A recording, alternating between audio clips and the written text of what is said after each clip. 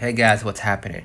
How to find the best portable Wi-Fi devices for travel. So first of all, check the network compatibility. Ensure it supports global SIM or eSIMs, right? And look for 5G or 4G support, right? Faster speeds and better coverage.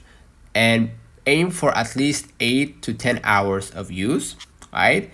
And unlocked versus carrier locked gives if you use the unlocked carrier, that will give you more flexibility, and choose one that supports multiple devices if needed, right?